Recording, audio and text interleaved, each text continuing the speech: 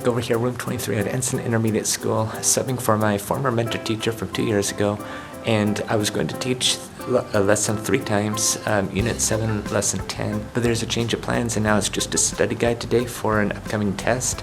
And AVID, including the teacher and a lot of other teachers, are on a field trip, so I won't have anything for period 2. So I'm probably going to see if I could help out, like in a skills class somewhere, period 2, or maybe period 1, find a place that might need my help. Or not. It depends if it's available. But other than that, I spoke with my former mentor teacher this morning. She said I could help with the study guide toward the end of class if anyone has questions. I was recapping what I know about quadratics and the board behind me. It's very fun. It's not formidable. It's fun. Regardless, I'm glad that I'm here today, and I can't wait to see what this day will bring.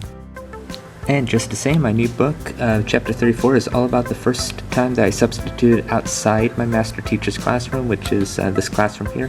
I actually subbed in the school for a science class, for an 8th grade science class, and I told all about it in this chapter briefly of how it went, which is actually a couple of pages.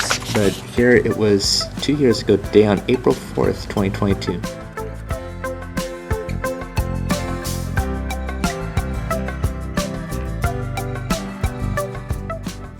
And so today went well. This last period had a lockdown drill, so that was interesting, but we got through it. And then I ran into the teacher I subbed for 2 years ago today, earlier this morning. And I'm like, hey, I subbed for you for the first time 2 years ago today. And so, we already knew each other at the time. And we usually talk and catch up whenever we see each other. There's a student who came during second period, so I couldn't go and help out during a social studies class. But it was okay. I got to help out a lot in 3rd, 4th, and 7th period enhanced math.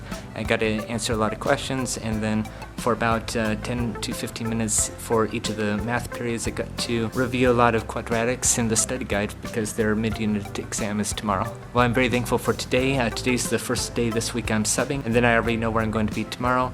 There's nothing at all on Tuesday and Wednesday, and then on Monday I was over at Miller Elementary in Centralia Elementary School District. So I did 4 assemblies over there for a total of about 500 students. Again, I'm glad that I'm here today and can't wait for next time.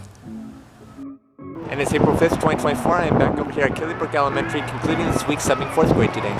And I got here right when it started raining, but it's kind of not raining now, but looks like it's going to be a rainy day schedule. I got everything and walked into the classroom. Well, the day's going well so far. It's lunchtime, and they're kind of a bit of a mumbly bunch, but at least they're getting the work done at the same time. They're liking the tricks, and they keep asking me how I do them, and I just say I practice. In fact, I rushed over to Ensign Intermediate this morning because I forgot something in the room yesterday that went to a magic trick, quote unquote, not real magic. And thank goodness it was in there, and then rushed over here afterward. And throughout today, there are several students from a few classes that remembered me from subbing in the past and asked me if I could do a trick. I actually subbed for this class before in elementary music it was September 11th last year, and so I had them for probably about 40 minutes or so.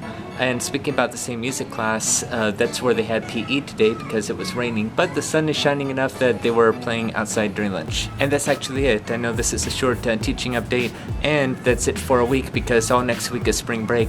I actually have a couple of podcasts and also a live television news booked next week. On Friday, I'm going to be on live television in a news station for about 6 or 7 minutes, they told me, in northern Michigan. And then I have a couple of podcasts interviewing me about my new book which actually mentions Killybrooke Elementary, and then a few other things that's happening next week, so I'm excited for those things.